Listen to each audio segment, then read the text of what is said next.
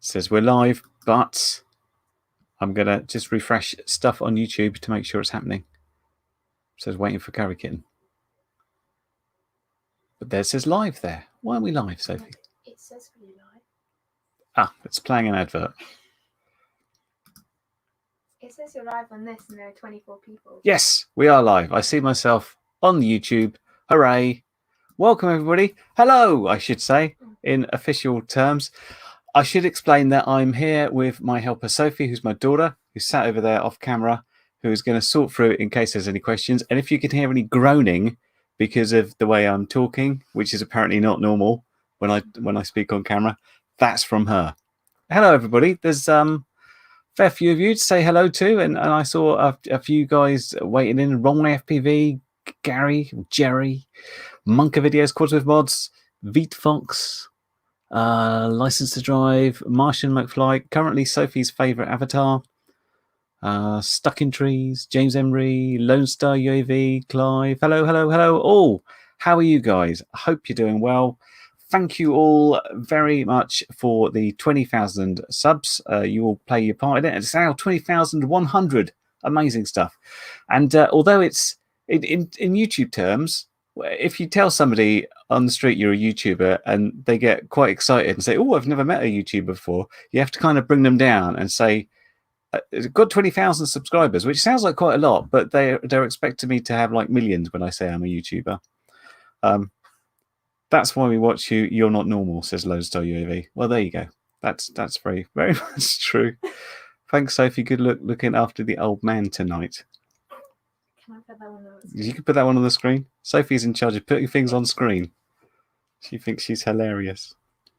So yeah, and you guys sort of. Do I get a tin play button? Says Richard Warwick. I do. Sophie made my last two play buttons. One was coloured in red. I've got them mounted up here on the wall, and one was coloured in gold. But I think we're going to have to wait for the official 100,000 before we actually get a proper one. Maybe we can get there. I'm always aware that what I do on YouTube is pretty niche. RC is pretty niche. FPV and quads is more of a niche area, and the more we get villainized, it seems the less likely. But, you know, we can hold out for it. We can see what happens. Oh, says Sophie, something's happening. Oh, no. Go, Chris. I'm not paying you for this. There you go. How's the knee? Thank you for asking, Clive. Thank you, Sophie, for only getting one of them wrong. Right. Yeah, it hasn't quite been the big fix I was hoping for so far. So I had the surgery on the 21st of December. It is now nearly 2 months later. It's still painful. I mean, I can walk around okay. I can get up and down stairs and walk around the house and walk the dog. But every step I take there's still this, as the leg kicks back, there's a pain, which I describe as about like 4 or 5 on the pain scale, which doesn't sound like too bad, but when you take every step and it's like ouch, ouch, ouch all the way, it is quite annoying. So I've got an appointment with the physio, a virtual appointment where I hold my phone and I say, look at my knee, and then he says walk up and down. I have to balance the phone and do stuff. We've got one of those next Tuesday, so I can get back to him about that. And he said he might actually do a proper let's get together in these difficult times and actually meet face to face and try and figure out what's going on with it. Hopefully it can be fixed. I mean, the problem with the knee was there's little bits of calcified stuff in there, and they can't take those out. They can clean up the nasty bits outside, and as you get bits of like the calcified stuff rubbing against the outside, that's going to cause pain, and that's going to cause rips in the cartilage, and those bits can be fixed, but they can't fix the stuff going on with it. Maybe eventually we get a knee replacement. At this time, I don't know if that's going to be like the big fix or not, but I still can't walk out to the field and fly because we're not allowed to do that unless I pretend it's a fishing rod. Somehow, I think we're allowed to fish in the UK, but not fly quads. I don't know if the field's even there at the moment. Sophie went up to where I used to have the field, which was all closed off, and now there's a road there. Sophie's doing this. It's not there. The field's just not there. There's now houses there, and I don't know if they've encroached into the field I was using. So fingers crossed. But yeah, the knee still hurts, but you know, getting on with it. People dealing with worse. Got anything else to say? When you get your play button, turn it into a quad. Yeah. Maybe. It feels a bit precious to do that. And I forgot to print out this. The most quite accidental bit of framing from YouTube there. I was trying to print out, the whole thing says channel analytics, if you're wondering. But I just printed a bit out, and for some reason YouTube decided, let's put it in a square. So my nice post got channel anal. Just in case you're wondering the description, I'm wondering where that bit came from. There you go. I thought it was funny, so let's keep it, is what I thought.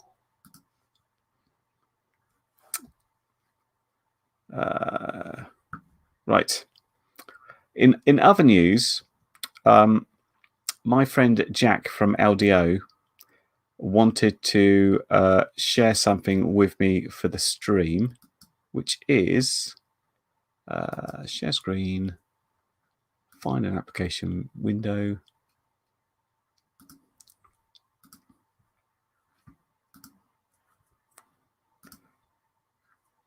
And this is what Jack said. Congratulations, my son. How does the following image make you feel? Now, I don't have OCD in a proper, like, I've got a mental illness capacity. Just certain things trigger me. And I have to say, I'm not upset by the fact that it's uneven. It just feels to me like a waste. You know, people that have Kit Kats, and they have Kit Kats in the US. Yeah, I've had them there before. The whole pleasure of eating a Kit Kat is to break off that piece and eat it, and to break off another piece and eat it. It's like having 4 lovely snacks. 4 Kit Kats biting into it, it's just wrong. It's just like, what's the point? It's just, I can't think of any way of eating a Kit Kat like that. It's like taking a lovely meal and just like blending it and drinking it instead of savouring the experience. That's what I think of that, Jack. Don't do it. Bad man. Bad man indeed. Right. Feel free to ask any questions you like, I should just be saying, and I will answer them. Otherwise, I've got some vague topics to think of. It looks like 4 Kit Kats, I think, being eaten at once. Rid. Oh, this is interesting. Caroline's talking about saying they ruined Kit Kat when the tinfoil was gone. Yeah, they did. I agree. Sophie agrees, but we can still get the tinfoil ones sometimes. My wife buys the multi-pack of 2-fingered ones, and they seem to be a mix. Sometimes we get ones and they got foil, and sometimes we got just the plastic wrappers, haven't we? And the foil ones do taste better. We were having these weird discussions on chocolate and the way it goes, because it was Sophie's birthday not long ago, and one of her friends bought a big thing of Galaxy, and Galaxy used to be like a proper chunk, and you chunk it off and you get a great load of chocolate. And then they started scalloping it out, and she showed me her one. It's now like this little sliver, almost like a thing. It's like when and Yorkies, they took a whole chunk away. Ah, it's just a nightmare. Got some questions. Got some questions, says Sophie. All right, Yes. hit me. What you got? I see your Bixler on the wall every video. I bought one 2 years ago and have never flown it. Would you consider doing a vid on setup, etc.? I did do a few Bixler videos. I certainly flew it a lot on videos. I don't know if I did particularly setup, because the setup changed an awful lot. It was really messily wired first off, and then it went through about 4 different radio systems, and it's on its 2nd motor and perhaps 3rd camera system. But yeah, it's a bit of an old timer now. On the good news, and this is a Bixler 2 rather than a Bixler 1. It is really, really easy to fly. It was always fairly smooth. The only problem I found with the Bixler 2 with the standard motor, it was really underpowered. So to get it in the air, it's like full throttle. As soon as you're in the air, though, it would just glide around and act really nicely. The problem I had is if I got caught in any sort of stall situation, you just didn't have the power to get out of it. That's why I replaced the motor. But that had the downside of not lasting as long on the battery. So with that Bix, I haven't flown it for a while because I used to have the Immersion RC VTXs, and they don't work with the modern goggles. I've literally just a couple of weeks ago swapped that out. But generally speaking, I do fly the Mini Talon over the Bixler every time now because it's got so much more range and so much more speed, and I can load it up with like a 5500 4S and fly it for 40 minutes. And it's got a vector in there. It's really good. But yeah, have a look back, Mike, and see if you can find some of my own Bixler videos, because I did there's one called Triple Maiden. Well, I was out with my friends and I was flying a Bixler for the first time.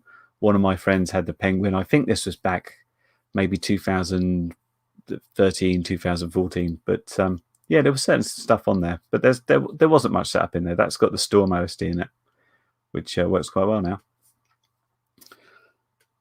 Any others? Oh, hang on. What is happening with the Omnibus F450? Sophie, could you pass me the big quad? Yeah, that big quad.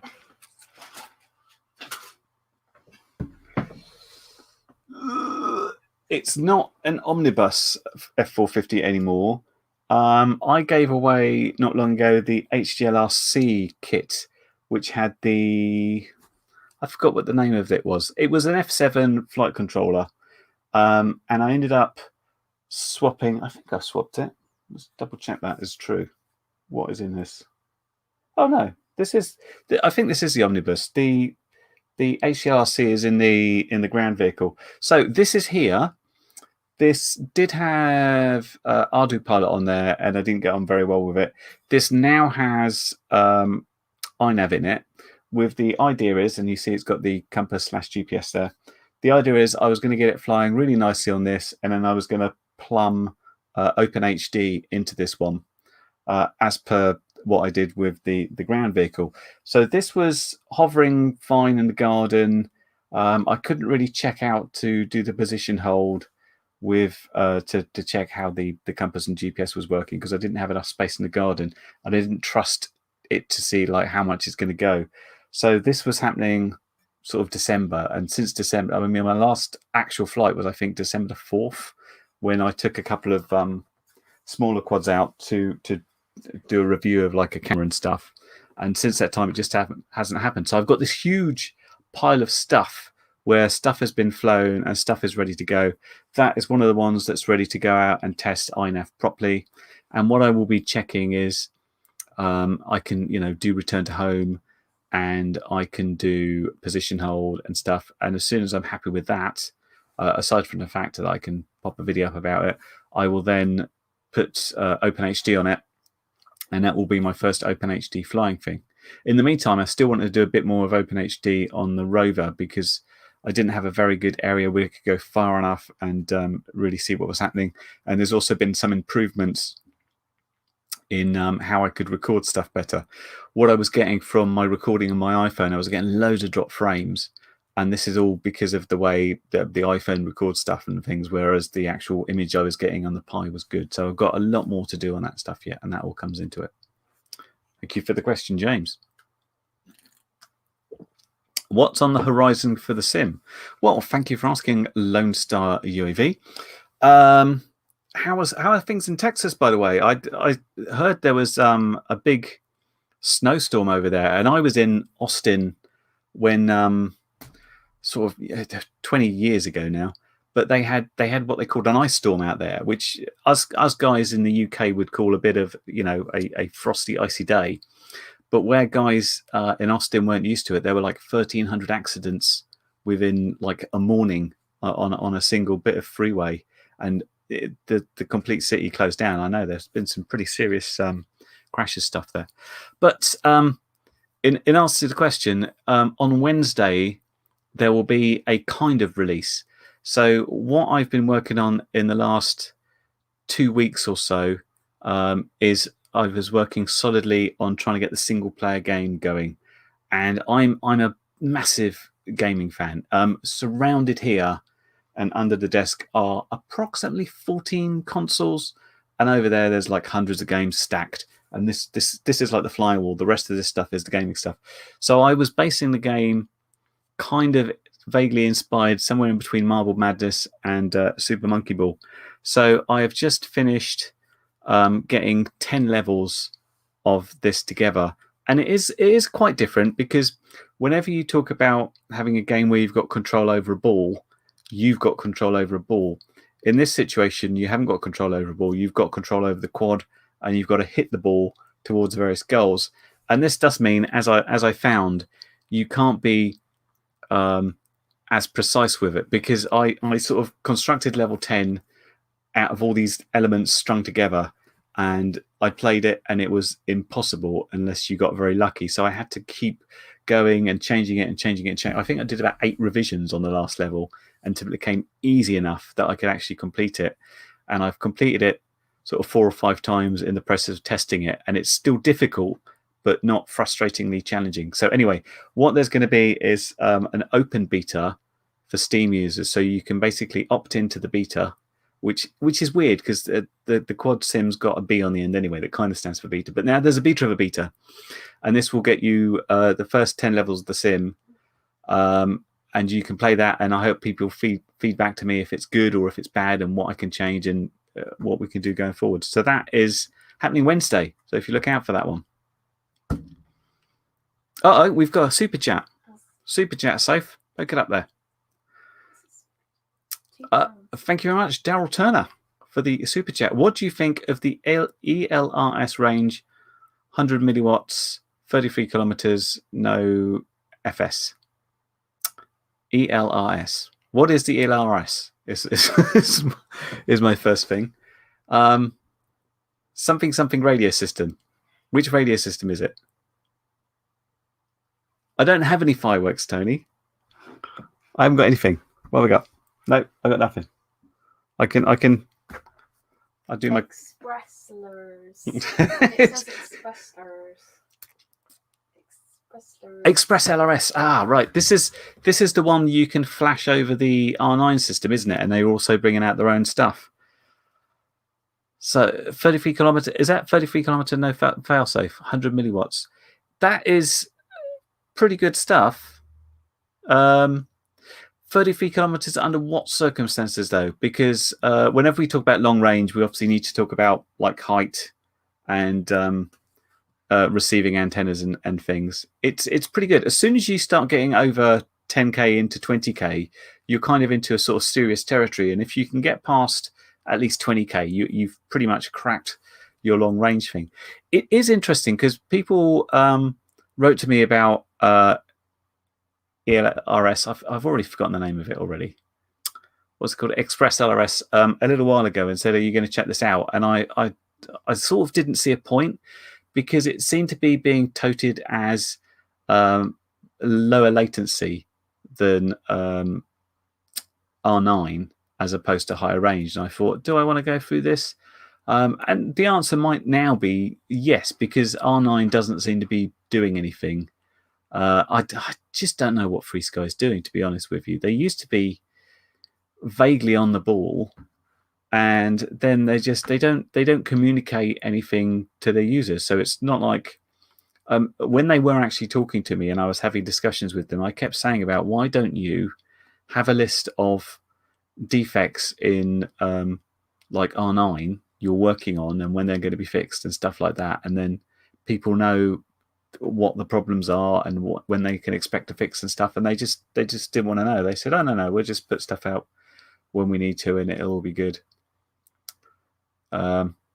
So yeah, so I might do some stuff with that in the future, given that R9 just didn't do anything. When reviewing a new quad, this is from Mark Holland, I like your dog picture. Can you say suitable for beginner, intermediate, advanced, great for a steer in the right direction?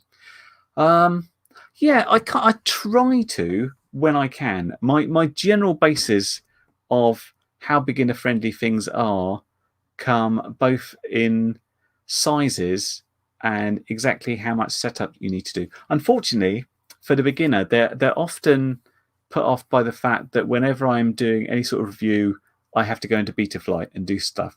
And that is just something you will have to do a certain amount of stuff. There's a certain amount of configuration in betaflight, and it seems very intimidating for the first time user. but you kind of have to do it. And my other rule of thumb is I always say that I don't think toothpicks and 3-inch quads are particularly beginner friendly, because when you crash them and have to fix them again, they're more fiddly to work with, and the parts aren't as readily available as a 5-inch quad. Whereas a 5-inch quad, although it seems very powerful and scary, can be much more beginner friendly because it's easier to work on, and it's very easy to tame the throttle and do things with the rates.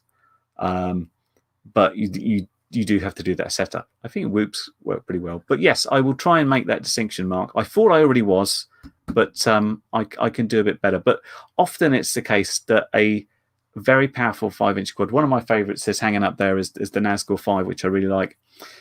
It out of the box, I would say it's more of an advanced quad.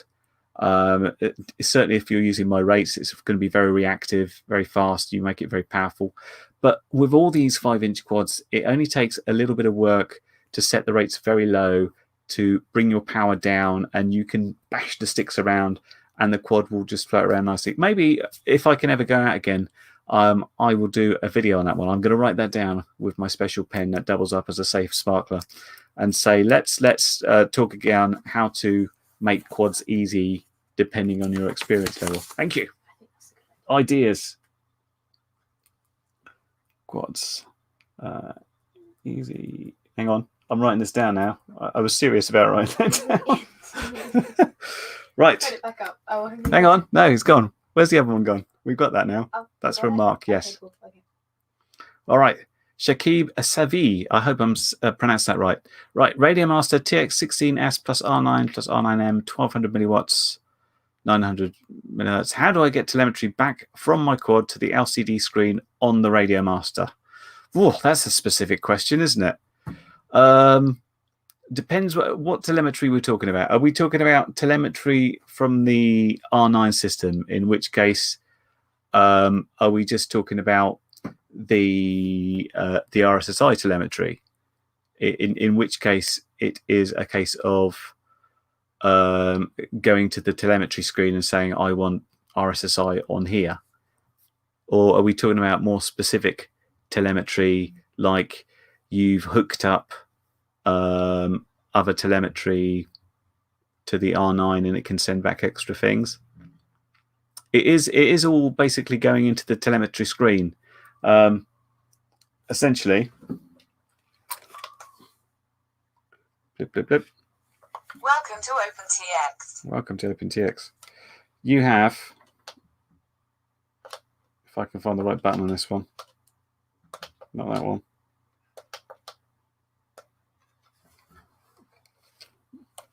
You will have a screen. Oh, that's not going to focus, is it? No, it's not going to work. No, it's not going to work. There is a telemetry screen, and on that telemetry screen, you can basically say, I want all my telemetry on this screen. This is something I'm kind of going to cover in a video I did have planned out for the next week or two, where the idea was to talk about logical switches.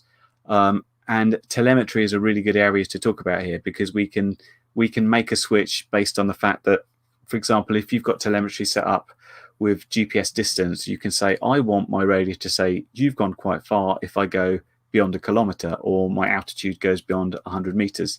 Then you can make a logical switch to say you've done this and have it speak back to you. So I will be covering something like this, or perhaps not specifically that, but feel free to drop me a note with a bit more detail. And oh yeah, hang on, there is a bit more detail there. GPS, etc. Yes, you can stick this all on the telemetry screen. And I did one called, hang on, I'm actually going to look for the video now, because I'm so sure that I did something quite similar to what you're talking about.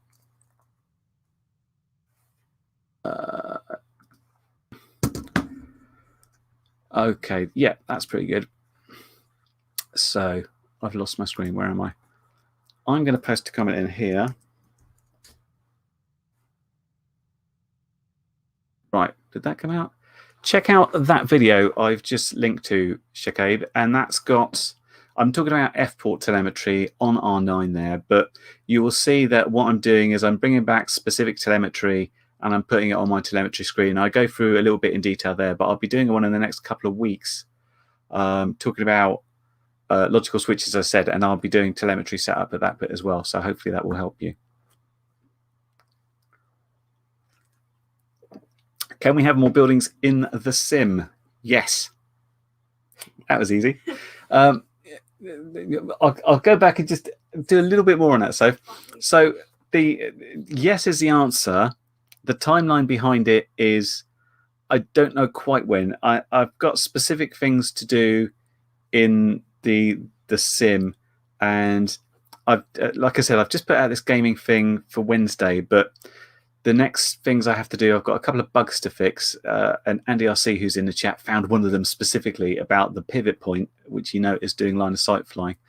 The other thing I want to do is some on-screen rate setup and individualize the rates for roll, pitch, and yaw, because they've all been on the number keys and people can't remember where they are. And so if I just have like a nice diagram and you can move slides and that would be easier. And then after that bit, I needed to do some fixes to do some of the online stuff. And so sometimes the levels or buildings or details on the maps kind of come last. But yeah, lots of people keep asking for them, and I've got lots of ideas. So yes is the ultimate answer. The timeline in it is I'm not sure when. Sometimes I sort of find something like the cooling towers, and I was like, oh, I'll pop those in quickly. But I wanted something more impressive for the city. I wanted something more impressive for sort of the forest areas. It's then a question of, do I do individual levels, smaller levels, and have like, here is the forest level, here is the city level, or can I string them all in one big level and have you fly around the areas without killing people on lower performing computers? That's the thing I have to test. But yes, it will be. Needing assistance setting up a TPS receiver, connecting an RD plane using the Mavlink. I just can't get it to talk. Any ideas? Not off the top of my head, I'm afraid. No. That's sad, isn't it? No, almost not, Caroline. But give me more details. Ping us a Patreon message or something, and I can have a look at it. I haven't got anything. That I haven't got because to do Mavlink stuff you need the full size TBS module, don't you? And I've only got the micro, so I haven't been trying it, and I've only got an old APM like 2 point something, so I haven't been doing anything in RD plane. But no is the quick answer to that one. I don't know, but if you let me know, I'll try and figure it out. I think Painless did a few videos about specifically, because he phoned me and he was chatting through this. He's like, I've just found it can do this. It's really cool. So he might have done some stuff specifically about Mavlink on TBS. I hope that might be able to help you. If you've done a video about various tools, connectors, wired connectors, and anything else that might be needed or interesting to your RC audience. I've done the odd one on tools and things that I found useful myself. For example, sort of review stuff's come up. Have been things like, this is the secure soldering iron, which looks exactly like the TS100 soldering iron. Can you tell the difference? And when I've found useful things like this helping hand stuff here, it's pretty good. And I did a video about some magnifying goggles that I sort of bought off my own back, and people found useful, especially if you got if you're sort of short-sighted or long-sighted, then being able to get the right distance from what you're soldering without having either your nose in it or having to do like this is quite difficult. I haven't done anything specifically about sort of connectors and things, often because I keep forgetting the names, especially the little ones. Like, you know, everyone knows what a JST is, an XT30, XT60, that sort of thing. But as soon as you get into those like little connectory things that fit on flight controllers, I'm not very good at those. But I'll take another note. RC connectors, because it's often a bit of difficulty, especially if you're coming to it first time, and you need something that plugs in to like a flight controller, and you're like, it's this little white plastic bit, and it's got lots of little things, and people are saying, yeah, what's the pitch? What is it? Is it exactly what it is? And you just can't find them. to be able to order them and easily get them. It'd be quite useful to know that. I've written it down. I will see what I can do with it.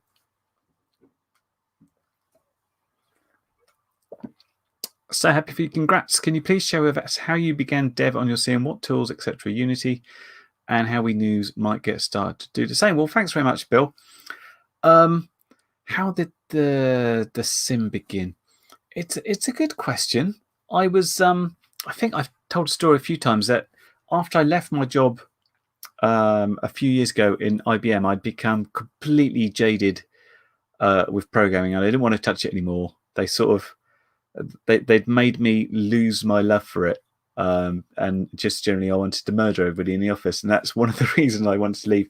And after a couple of years, I started sort of feeling hungry to start tinkering again, because I always found it quite a creative process. It's like, you need to do this by doing this. How can we solve the problem? What can we do to make this really work? And I always found that good fun. And I started tinkering around.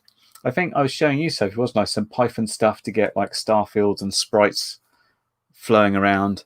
And I think I found Unity because ages ago I was messing around. This is like back on an Amiga. I created this thing to generate a 2D sort of height map out of like random things. I could tinker with it, and I could generate lakes and stuff.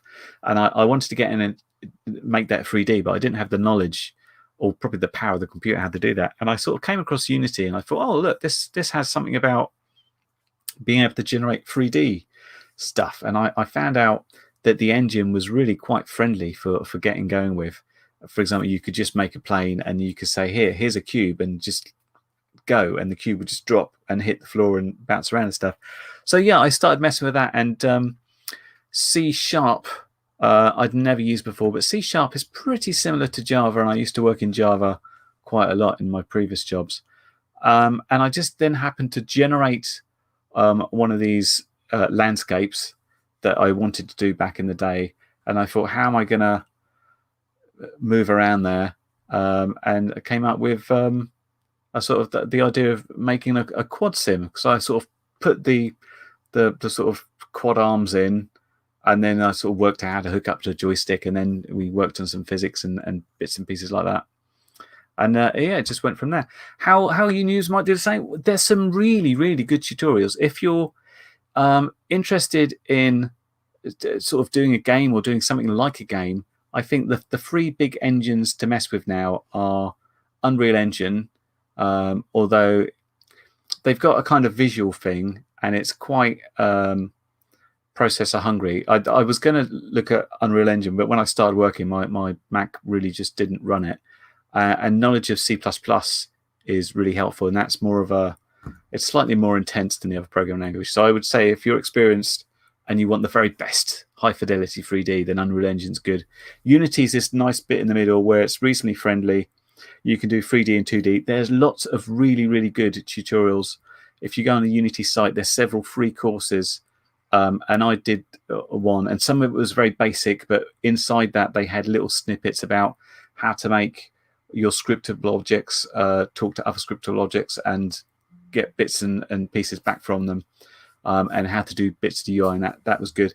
If you're thinking of doing 2D stuff, then Godot or Godot seems to be quite popular, and that's very much like a Python-based language, and it's very low weight. So if you're just on a laptop or something, you can use that.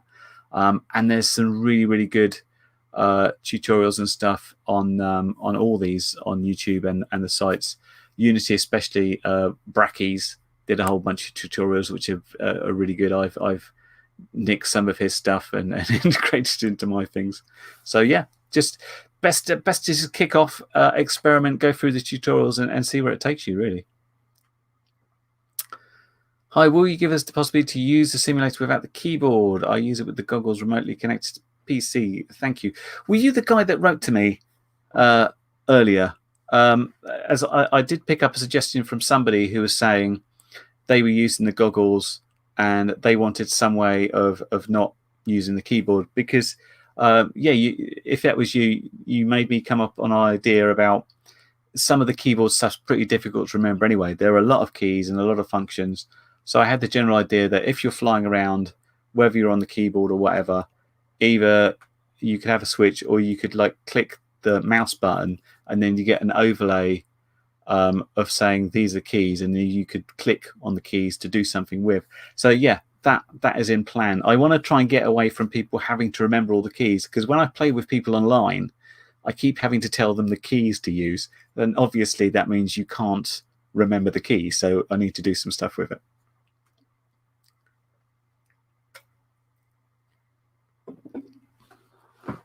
What about for the sim, a point system for chasing cars or other stuff for more interactivity and gameplay? One of the things, it's not quite the same, but some of the other LDO guys, this was Frank, Tony, and Blue Owl, they were playing, and somebody else they invited along, they were playing a game of hide and seek, which is kind of a game they invented themselves. Like lots of people play the game quad, where one guy tries to do a trick and the other tries to repeat it, and if you don't get it, you take a letter. So in hide and seek, basically they turn the radar off and they only had their own cameras. Somebody goes off and hides, and the others try and chase them.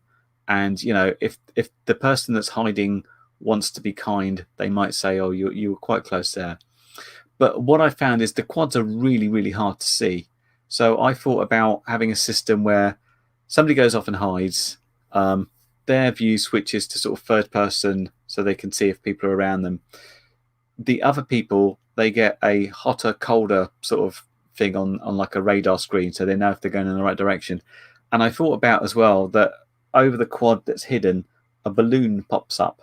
And over time, if it's taking time, it gets bigger. And basically the first person to pop that balloon is the winner, and they get a point, and it's the first one to X number of points or something like that. Basically, because you can kind of cheat a lot if you're doing this and you don't want to be generous. You can find places where the quad will just not be visible and you can't really see it. So I thought if we have a balloon and a colder hotter, it's like a sort of speed thing. Did you type that, Sophie? Yes. Sophie's typing as me. It's like a sort of speed hide and seek.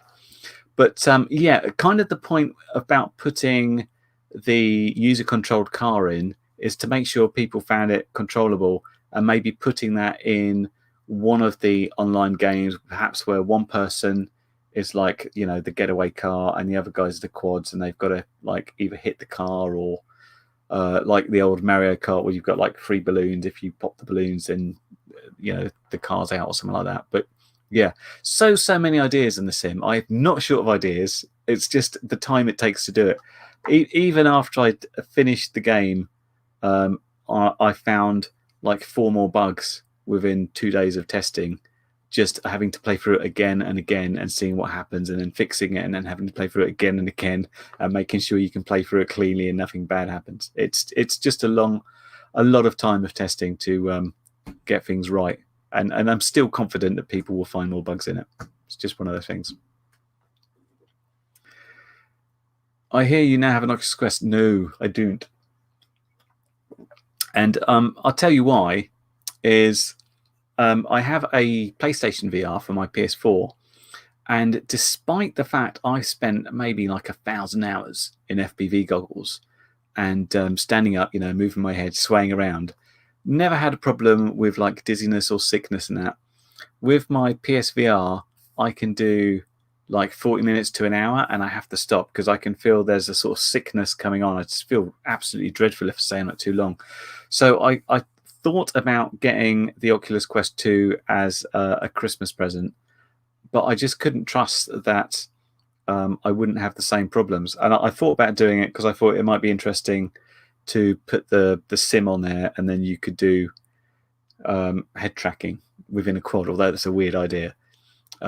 But I haven't got one because I'm just fearful that I might get sick. If I eventually get a PS5, if they ever come in stock anywhere, allegedly this might up the frame rate on the PSVR. And if I can get to a point where I was like, oh, it's all about the frame rate, I'm not getting sick anymore, then I can maybe go with something like the Oculus. Because I mean, I just saw something about it doing like 120 hertz today, which sounds like absolute perfect on frame rate. But this isn't a new thing. That I think it's to do with the angles. When I used to play GoldenEye back on the N64. If I played the single player game, if I played more than an hour, I would have to go physically lie down for 2 hours. I would feel that bad. If I played four players, which me and my friends used to do for hours at a time on like little 4 tiny CRTs, everybody's staring at it like that, that was fine. But something about the angle in this game and a few other games that's absolutely made me as sick as a dog. But other FPSs and things I can play for hours and hours. I don't quite know what it is.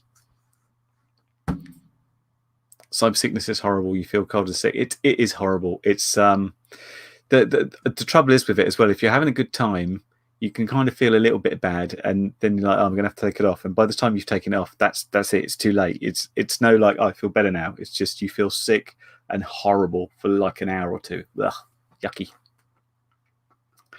ZX81, did you have one of those? No, my first computer was a ZX Spectrum.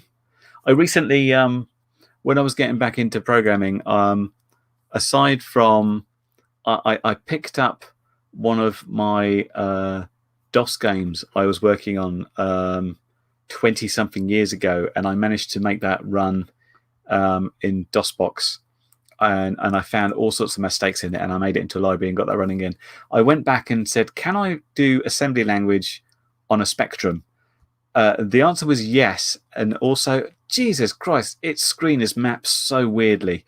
You'd think like the memory addresses would all be in one line. It's no lights. So it goes there, and then it skips down some lines, goes there. It's so weird working out how to do a sprite in Z80 assembly language on the Spectrum. But yes. Just wondering, I bought a Tyro 119 which came with Betaflight. I'm using X8R with QX7 and had all kind of telemetry on my radio. Now I switched to iNav. I can only get RSSI and receiver voltage, though. So unless you, well, it kind of depends. So if you had your smart port connected to your flight controller, you will get all sorts of interesting telemetry through it. If you didn't, you should only be getting receiver voltage and RSSI. So did you have your smart port connected to telemetry in Betaflight, or not?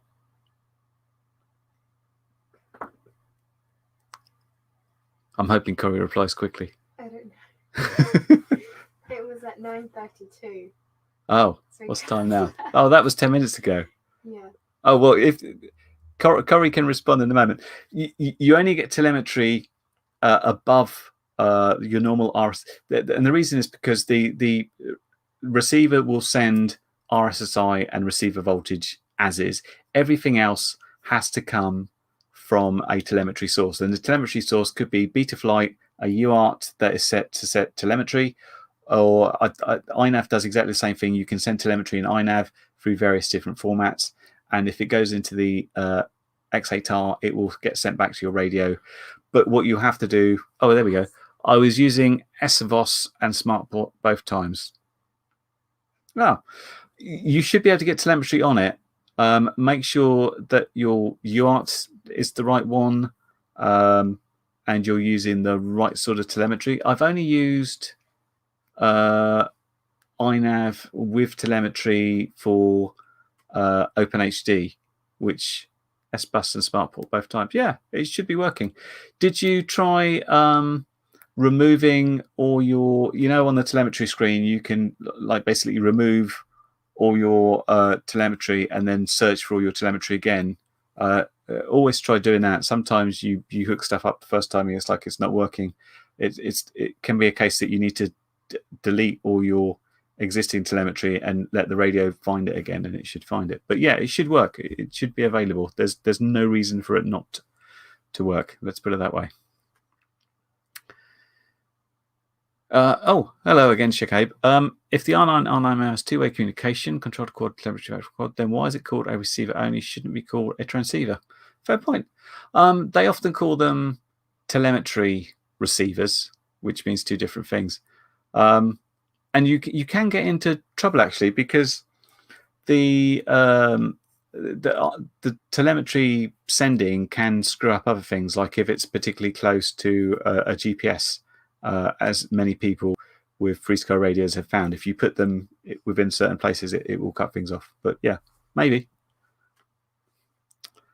Have you tried Sync FPV's free quadcopter sim? No, sadly, I work on a Mac, and Sync, for some reason, has only brought that out on Windows. It looks absolutely beautiful. And I know it was based around an MMO with sort of island design that he had a hand in making and designing. So yeah, it's a shame, and certainly I don't preclude the use of anybody else's sims. I think more the merrier, and certainly I'd love to check his out because it does look absolutely lovely, and I love the idea of user content created stuff. But no, not unless there's a Mac version. Boo.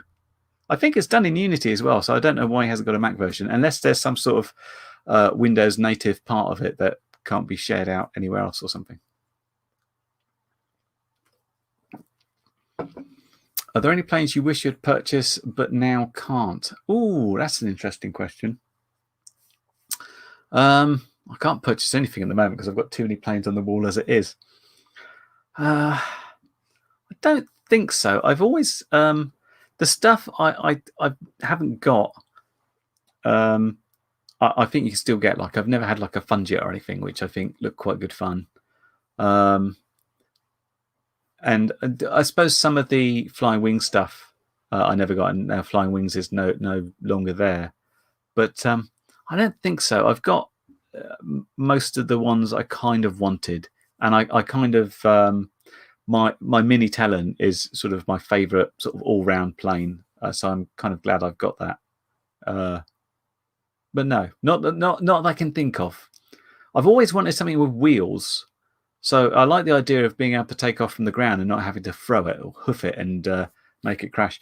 But if you've seen where I take off from, unless the wheels are this big and off-road wheels, then there's no chance of me doing it anyway. It's just whenever somebody shows me a plane with wheels taking off from a runway, I was like, how strange. How are you not throwing it? What a weird situation.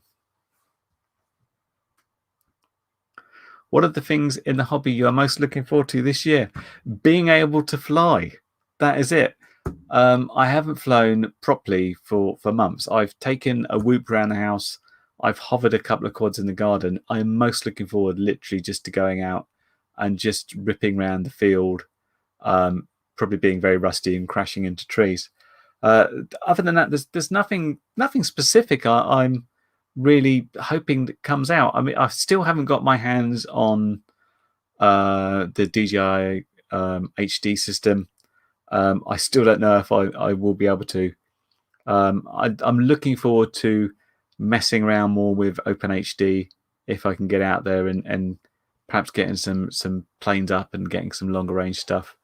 But yeah, just being out there really, because I really do feel quite trapped at the moment. Normally, I'm quite happy to sit inside and do nothing, and I've certainly been using my time to do useful stuff like work on the sim and bits like that. But it's only fun if you're allowed to go outside and you choose not to. When you're not allowed to go outside, it's like, I want to.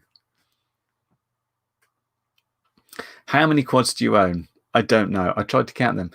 I looked on the wall, and I count the wall quads as my favorite go-to quads, and then I realized I think there are 14 or 19. 1, 2, 3, 4, 5, 6, 7, 8, 9, 10, 11, 12, 13, 14, 15, 16, 17. I've got 17 on the wall, plus more. These are like the 5-inch, 6-inch, 7 inches on the wall, and there's that 450 down there. And then as soon as we get into like 3-inch quads, there's at least another 10 or 12. And when we get into whoops and toothpicks, the figure is many. There's boxes and boxes of them. And I do attempt to give some of them away, but I haven't been able to get down to post office, so I haven't been able to give away, which means my wife comes in here and gets very upset because this area behind me is not super clean, but if you look over there, it's really bad. There's just boxes of them. Many quads. Many quads. Lol, I'm up to 8. 8? That's I'll take that on a backpack sometimes. I take that many with you.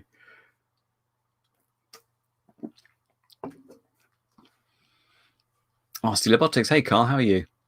Is you AIO split in anything at the moment? If so, how is it powered?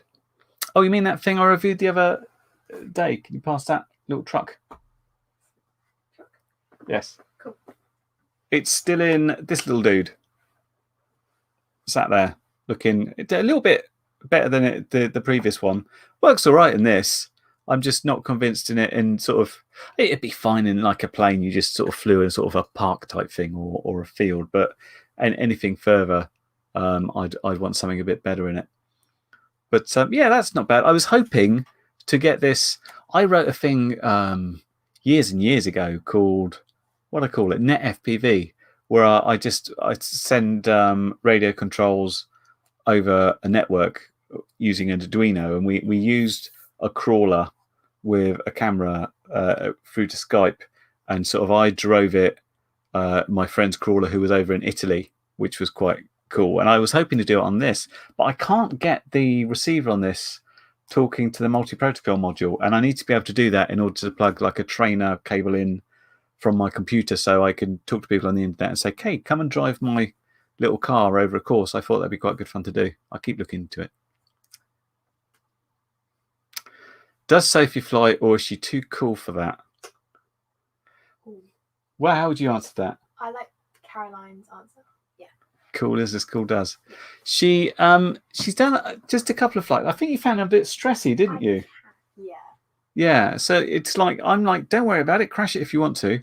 But she'll do a flight and she'll be like, so I don't think you've touched anything for a while. She can still fly in a sim. I got her to try one of the game things out.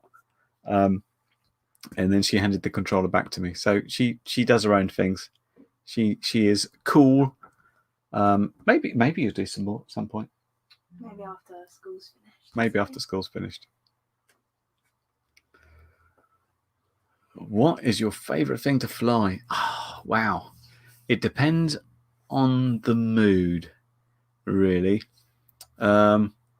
It's gonna be one of two. It's like either a fixed wing or a quad mode. If I'm in quad mode, I really like I've forgotten the name of it. The one up there. What's it called? I just mentioned it the other day. The iFlight one. No, god damn. I forgot what it's called. I mentioned it a while ago. It's done by iFlight. And it's, oh, Jesus. I'm going to have to look it up. Sorry, I'm having a dementia moment. Bear with me. Oh, Nazgul 5. There you go. As soon as I start typing it comes to me. I like that as an all-round quad. I think it's a fun flyer. It's fast. But there's quite a lot of quads that I really like messing around with. If I'm in fixed wing mode, there's sort of split between if I'm out to sort of really chill, you know, when you get like a bit of height and a bit of distance and you just want to take in the landscape, that's where the Mini Talon comes in. And I could just cruise around, you know, at a sort of like 2 kilometer loop. And so you never see the same thing twice for 40 minutes. And that's fantastic fun. If I'm out with a friend and I want to do some sort of active flying, I really like the Zode Dart. That little wing, it just collapses completely. You can put it together in 2 minutes. You can sit down, you throw it like that, and you can fly it for 25 minutes on a 1300 Freas. They are so much fun to fly. But it's pretty much, I've got to be with a friend to fly that because he's got one and we chase each other about and we say things like, can we get under that tree? Of course we can. And then we crash and we have to go get them. And generally speaking, it will involve one of the planes going home in a bin bag. But they stick back together. I think my favorite thing to fly is made 1,000 times better if I've got a friend there doing it with, because it's just so much more fun to fly with a friend. But yeah, it depends. I can be in quad mode or plane mode, but one of the two. Hello from Poland.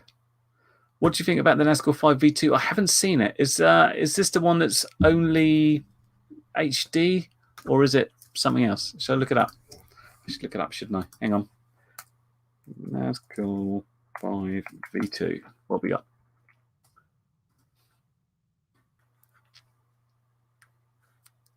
Oh, it's everywhere. Hang on. Let's pop it up on the page and then we can have a look. See. We need a Chrome tab.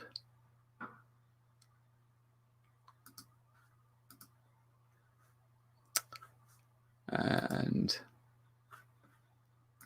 bump. This one. Okay. Oh, it's yellow.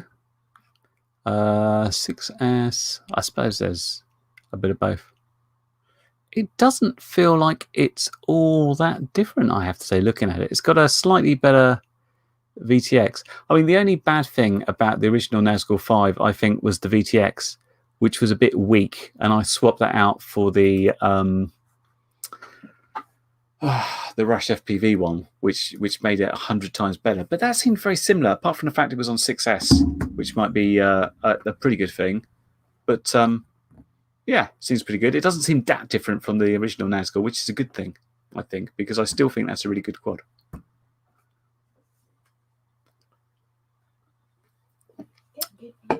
Hello, Diz FBV, and thanks very much. Wondering if you know where I could download some maps for liftoff, but not through Steam. No, I think don't you have to get that through Steam? Just explain. As soon as you put something on Steam, you have to go through this sort of Steam process. So when I put my sim on Steam, there was something that referred to like I have a Patreon, and one of the guys that did the music, Aerovision, had this Bandcamp page where you could buy his music, and Steam rejected the entire shop front because I dared to suggest there was currency outside of Steam. If you suggest to anything that's on Steam that you can get it somewhere else and pay stuff for it, they would reject it. So the fact that you could get anything on Liftoff outside of Steam would be weird, unless they've put something in there. But I don't know. I haven't played Liftoff for a while, not because I don't like Liftoff. I think graphically it's certainly the best of all the sims out there. It's just that I've been developing my one non-stop, so I haven't had much time to look at them lately. Sorry. Where do you find the time for channel and sim development? Is the channel your job? Sophie, how would you define my job? I don't want to talk about it. Sophie's saying I don't want to talk about it. She would generally define me as jobless, like a jobless bum. The channel is my job. Technically, my time is split between doing sort of house stuff. So my wife can work. We worked out a while ago that my job wasn't going anywhere particular and hers was. So I would, when I was working, I would sort of take a role which let me be more flexible. So I could always do the school runs and stuff. And that's kind of carried on. So now she can carry on working. I can do like the house stuff like cleaning. I used to do the school runs when we were taking people to school, make lunches, dinners, that sort of thing. In between time cleaning the house and stuff, I'm trying to do my YouTube stuff. And sim development is kind of all part of that. So it's for anybody who's sort of done coding and stuff, it's something that's quite difficult to if you come and try and do things for an hour a day, it screws you up, because it takes about half an hour to get back in the mindset of where you were and trying the jumble of all the code and figure out what's happening and stuff. So I try on a Wednesday, I try and leave my day completely free, and I try and use Wednesday now as like a pure sim day, and then I can get so much more done in a single day than I could just doing an hour a day through the week. So yeah, the channel is kind of my job, but equally sim's my job, and anything that's not cleaning the house and anything that contributes to bringing in any sort of monetary value and stuff, I declared as jobs. And that's changed, because I used to do a bunch of writing for magazines as well, but paper magazine. Oh, hey, thanks, Caroline. Caroline's so kind, because she's one of my patrons as well. She already gives me money, and she's given me more. That's very kind. Thank you so much.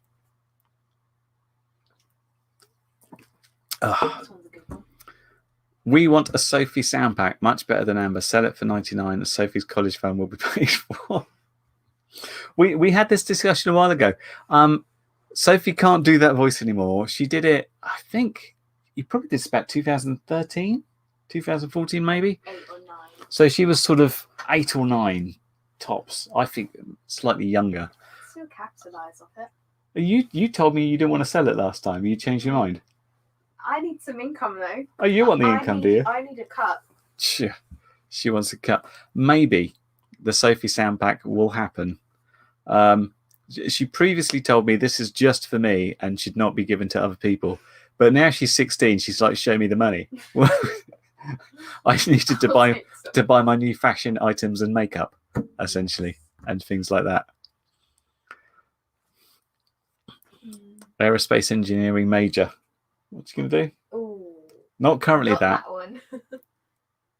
Graphic communications, English, Langlit, and psychology, or the other one, philosophy. We don't know. One of not aerospace engineering. but not aerospace engineering currently. No. Oh, sound pack free for patrons. Whoa. Caroline is saying. No, not a perk. No. Do maybe discount. My discount. Yeah. Do you ever fly iNav? I haven't had a great deal of success with iNav, and the reason I haven't flown iNav is because most of the quads I have around there are just 5-inch ones, and you can't fly iNav on a quad if you don't have a compass as well. So this was kind of the first iNav proper quad, which still hasn't had a proper outing. I have put it on how many planes? I think 2 planes now, and I haven't properly flown them. I put it on what was the wing called? It was the follow-up to the mini race wing, and I forgot the name of it, but it's by the same people. And I cocked up the config somehow. So I launched it in manual mode, and then I flicked it into stabilize, and the wing was flying fine. I flicked into stabilize, it turned upside down, held itself perfectly upside down. So that was an accidental button press. I've corrected that now. That is yet another of the many things I can try and refly and stuff. iNav was also on the ground vehicle for OpenHD, if you've seen that. Although we weren't really using it in terms of being able to do navigation, it was kind of just so it would send all the telemetry for the compass and the GPS and all that sort of stuff, which worked quite well. But yeah, I've got some stuff to do that, and I've had lots of conversations with Pavel about it, and I like him, but I find, I suppose it's what you're used to. I'm very used to betaflight, and when you come to something that looks similar but is different under the covers, it takes a little while to get round. We're kind of getting there. What was the other thing I set up? Oh yeah, if you'd ever looked at the very 2.6 meter glider called the Sky, I think it's called the Skyhook, that was set up into iNav, and that seemed to work okay. Actually, we had pretty good stabilization, and we actually had it set up so I had a switch so it would go into flaperons plus crow braking to try and land it. But what happened, my friend Rob, who had designed it, we had a twisted tail, and he offered to land it line of sight for me because I'm rubbish at line of sight, and he crashed it on that landing. So it's been repaired, it's ready to go again. It's a really big quad. We need a really big plane. We need a really big space for it. But it's again one of the many on the list where once I can go out and fly stuff, I can try it again, and I'm quite looking forward to flying it. Favorite curry and favorite kitten. Ooh, well, we've only got one cat at the moment, so the cat's called Poppadom. She is the favorite. Previously, it was our 2 cats were Madras and Korma. Couldn't pick the favorite. Favorite curry is Vindaloo. Easy.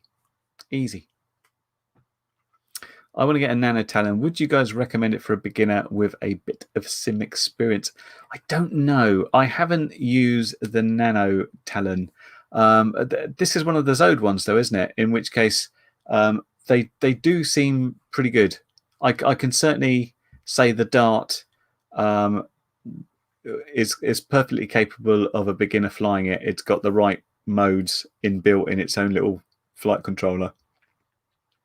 The only thing you need to be careful of if you've just had sim experience is that you know sort of physically how to put servos together and test it. All your surfaces are going the right way. As soon as you've got that, you should be fine. But I haven't flown the Nano Talon myself, so I don't know if it's got all the same stabilization and everything. Although I can see other people are saying, I've got the Nano Talon, it's good. Oh, not the easiest to fly. So there you go. I can say the Zode Dart is pretty easy to fly.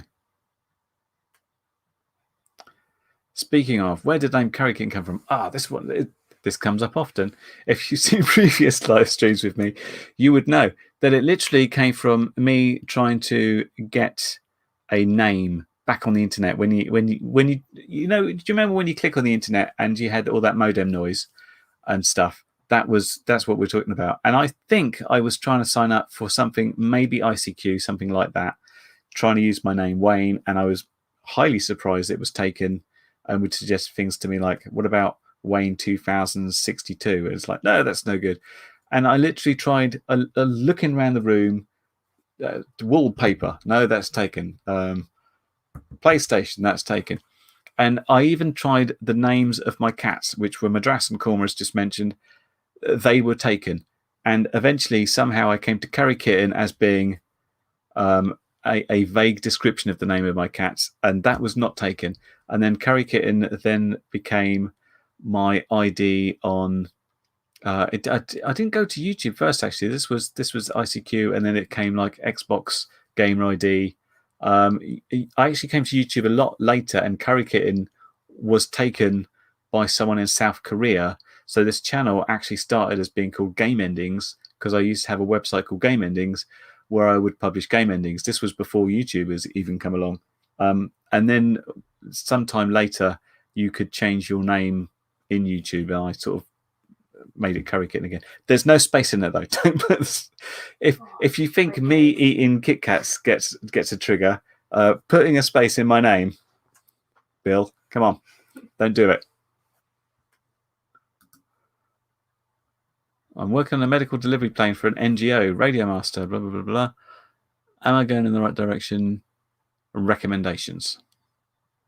The kit list doesn't seem too bad. I mean, would I suggest anybody buys an R9 over like something like a Crossfire these days? The answer is no, because I just think it's better supported, and you get a better idea of knowing what you're doing, because TBS keep it updated and FreeSky don't tell you what's happening.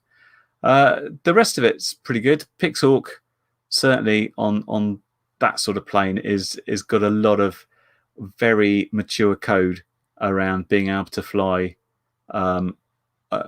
automatic, what's the word I'm looking for, autonomous missions and stuff.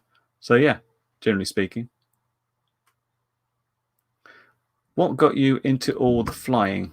Good question. What happened was we used to have a boat, which is a very weird way of saying it. We used to have a boat. It's like a sort of 20-foot speedboat type thing. We live on south coast of England, just where Portsmouth and Southampton is, and if you go over the water, there's the Isle of Wight. And we love the boat, but the stretch of water called the Solent is surprisingly rough about 99% of the year. So we got to use our boat maybe 4 or 5 times a year. And it all gets to the point as well when there's like a nice weekend where you could use the boat and you don't use the boat, then you feel really bad about not using the boat. And it's like, oh my God, we're not using the boat and we feel we must use the boat. And then the boat's costing £500 a month because keeping it dry stacked and then keeping it maintained is huge amounts of money. So as soon as we decided not to have the boat, we basically gave ourselves pocket money. We said, like, here's £100 a month. You can mess about with what you like. This is sort of many years ago. And I had built a radio-controlled car, this old Tamiya thing, which I actually built recently into OpenHD. And that had like a mechanical speed control in it. It was literally a speed control on a servo, which moved it back and forth. And I thought, I'll try replacing that with this electronic speed controller.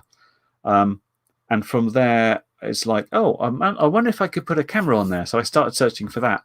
And I think this is where I came across David Winstall's video showing the tricopter. And I was like, wow, you can fly stuff? That's amazing. And I actually dropped David a line saying, I don't have this fancy radio thing. Am I going to be able to make this?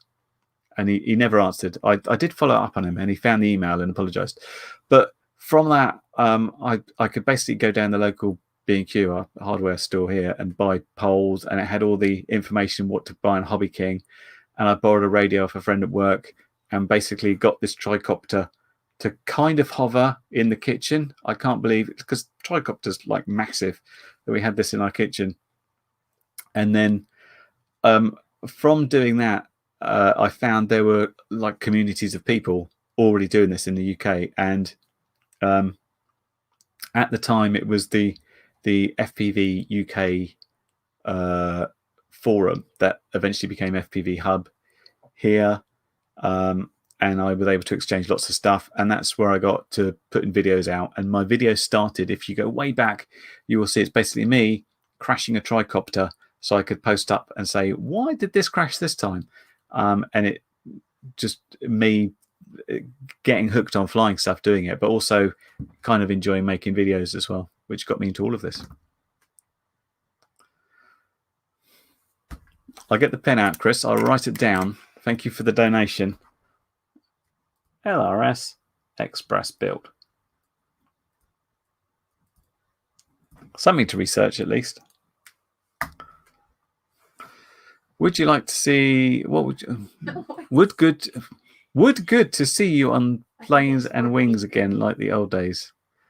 Yeah. I think I understand. Yeah, it would be good to I would like the old days to come back. It's FPV hasn't been going that long.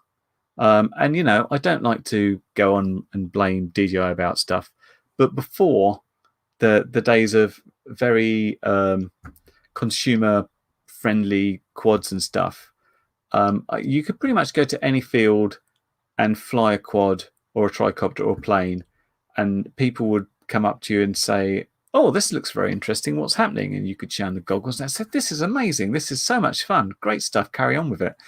And you know, I still to an extent was able to get that where I was, although I'd sort of hide myself out again. But it seems like the days of people being fascinated and interested in what you're doing, and more about being, oh, you're using a drone, who are you spying on, seems to be more with us. So I would love for the old days and just be out going to meetups with lots of people and flying planes into each other non-stop. That would be so much fun. Badlands in the house down there. What's your take on the current UK drone laws, and do you think it become more restricted as time goes on? I have a note in my notes that one of the videos I do want to cover is the new drone laws, because I haven't read them because I've been not flying anything for so long. I was like, it doesn't really matter what the rules are at the moment. I'm concerned about the drone rules, but I'm also equally concerned. I don't know what's going to take us out worse. Is it going to be the drone laws that are going to say you can barely fly anywhere? Or is it going to be the perception of people saying, we don't want you here? Because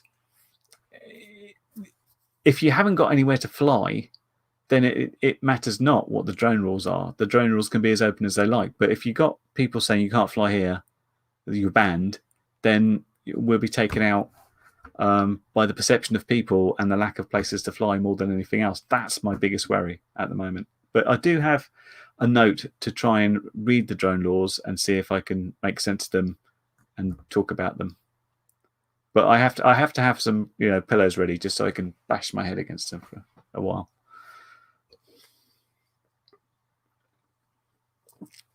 Will you do another race day if we ever get out of lockdown? Maybe. I've only done one race up with the Team Woolly Sheep in Wales, which was great fun. I'm not really much of a racer. I appreciate the skill, but I kind of like sort of just flying around the field rather than racing through it. But it was good fun to sort of work out the techniques about. I never thought I'd remember how to get around the course the right way and stuff like that.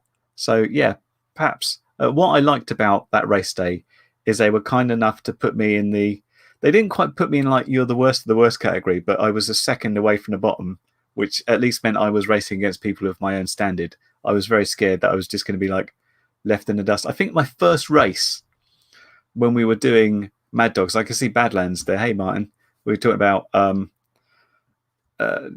racing for the first time. As like, yeah, Luke Bannister started off coming to Mad Dogs, and he was racing me in my very first race, when I had 3S on my quads, and all those guys had 4S and were much better than me, so they all won. But yeah, maybe.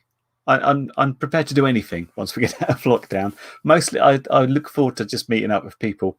And yes, I miss Mad Dogs massively. And yeah, miss hanging around with you, Martin, and doing fun things. Still, one of my favourite videos where I'm in it is one of Martin's Badlands videos when we were at Mad Dogs and we were all chasing each other in beautiful formation, and Badlands was up there with his tricopter with his homemade gimbal chasing us around, getting some absolutely stunning footage of it. I still watch it and show people that if they want to know what a decent meet's all about. Really nice. With long range being illegal, why do you think it is so popular? Because it's, I think it's interesting from a technical standpoint. Because it's not very exciting. Essentially, you're just flying in a straight line that far and seeing if you can come back again, which is you'd think is much duller than just sort of flying around a tree and stuff. But I think the technical interest in, like, can I make my radio link work this far? Can I make my goggles work this far? And it's kind of an iterative process, like that little Bixer there. One of the first things I did is like, well, how far can I take it? Because I'm flying a plane. I want to see if I can fly to the next field over. And in the first receiver I got to like 1.6K.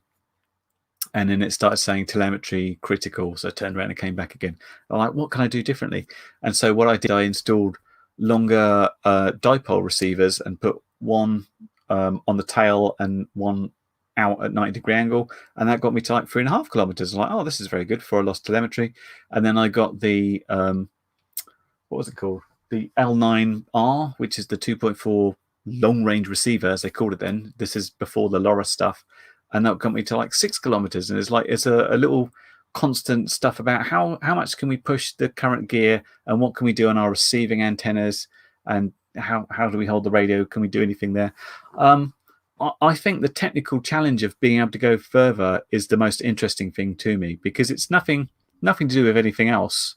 As I said, it's just flying out, flying back. That's very dull. I think it's being able to sort of push how much you can get out of a piece of equipment that you'd think could only go so far. I intend on breaking many drone laws. Sod them. I always say, I don't think it's about following the law. I think it's about following common sense safety. And that's pretty much don't fly over people, houses, cars. As long as you've got a field under you, I don't care if I'm out of line of sight or I haven't got a spotter with me and stuff like that.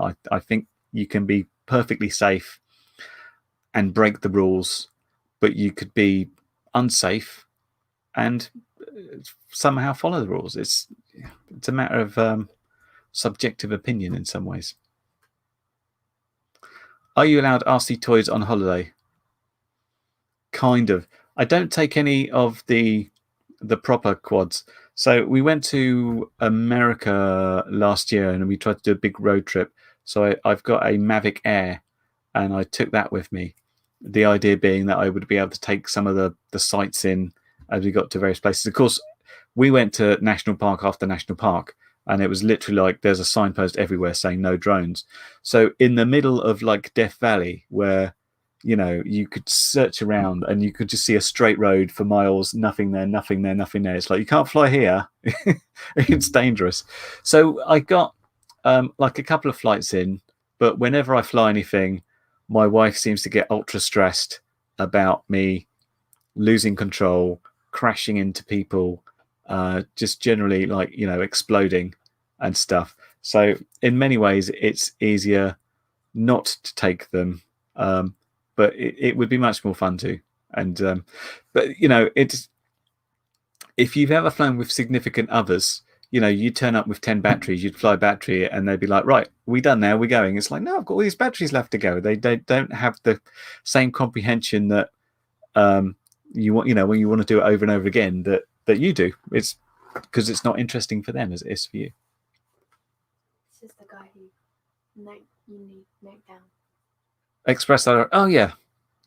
Express LRS. Express LRS makes more sense than LRS Express. Yeah, I think I've got that down. Yeah, no, I have had several emails about like, hey, you're going to check this out. It's like, yeah, okay, I'll check it out. We'll see what's going on. Have you been flying quads in the house during lockdown, or have you just stuck with the sim? I got a complaint from this one down here. So the only I've done a couple of whoops around the house, and the last one I did, I think I was testing out. I can't find it. Some beta FPV stuff. So I recently got a cheap pair of goggles, like $50 goggles, and they're light radio too. And to test out both of them, I took out a little whoop, flew it out of here and down. Sometimes I go in the garden if the weather's good and come around and I check out how's the picture, how's the control signal, how's it feel on the radio. And Sophie, whose room is there, complained because she was going to online school, so she has to have, I think you have to have your cameras on now, don't you? As to make sure they're there and paying attention. They have to have the cameras on in these Zoom type calls, and they might have to have the microphone on. So she complains that there's this buzzing outside her room. My wife, 2 rooms away, is on the phone and having sort of important business calls, and she doesn't like the fact there's a buzzing thing outside. So I haven't done much. So it's been more sim stuff than real stuff, but like a little bit of stuff, but not much.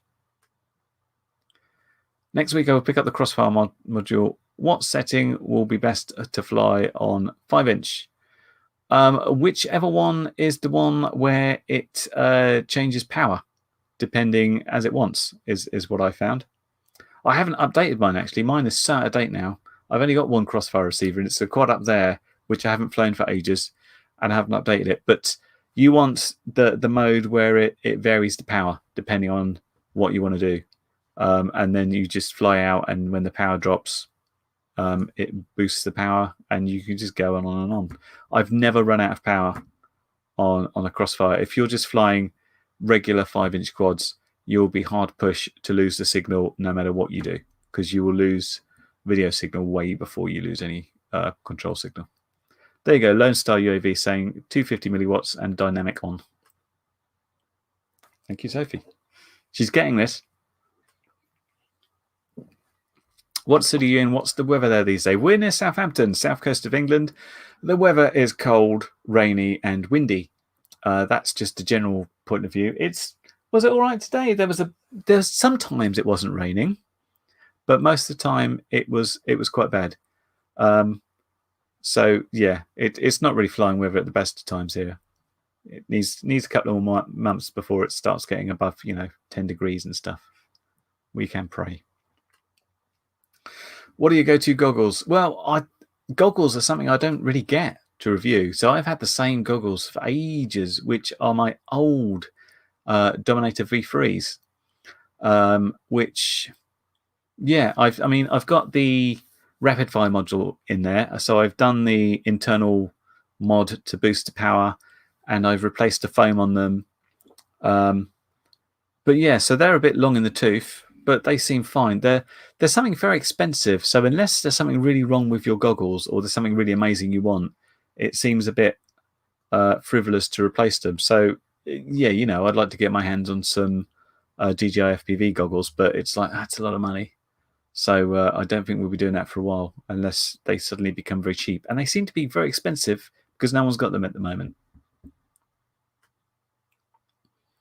Sorry if you answered already, but hasn't he? I did answer already. It's still hurty. I can't get it right, unfortunately. I'll be talking to the physio again Tuesday and seeing what we can do. But at the moment, it's still painful.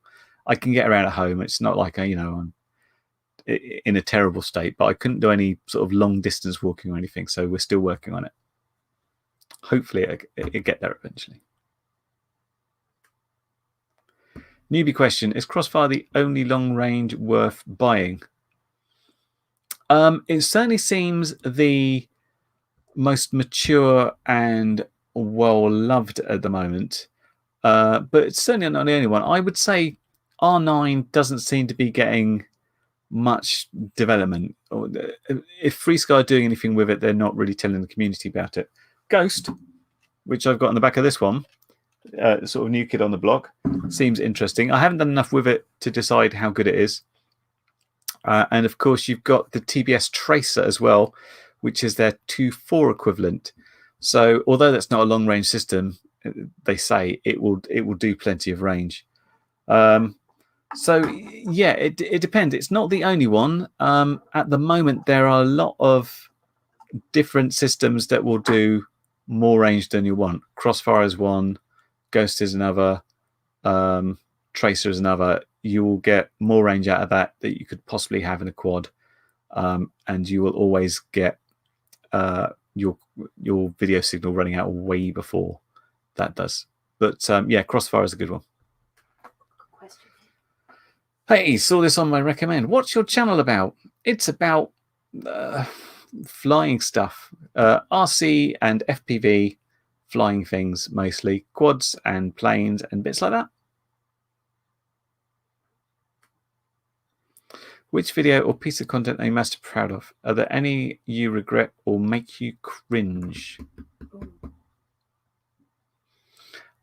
Probably. Have you got any particularly cringy ones? Just all of the intros. Sophie's saying on my intro when I do this, I call her Sophie. This is not my real voice. It isn't. There's some truth in that. One of the reasons I say hello is because it's kind of, you can't say that and mutter. You have to like hello, and this is because in real life I am I certainly more introverted, and I have a tendency to sort of mumble to people. So if I do hello at the start, it sort of energizes up, and you might understand what I'm saying. So yeah, she hates every intro because it doesn't sound like me. The normal me just goes and still stand on my shoes. There's one I was particularly proud of, which didn't get much love, and it took quite a long time to do. And Sophie was there with me, and I will quickly find it for you. Do you know which one I'm talking about, Sophie, or have you not got a clue? It's got me in. Yep. Is it the parachute one? No. Oh. Please. It's the rocket one, the bottle rocket one. What we did, we turned my Z80, I think it's a Z84 wing, into something that could hold a 500-litre Coke bottle, 500 milliliter Coke bottle, and we tried to make it into a bottle rocket plane.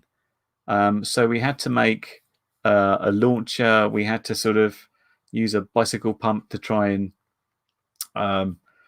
put enough pressure into this Coke bottle to fire the plane off. And I was amazed we actually managed to make it launch and actually did an FPV flight with it for about 4 seconds.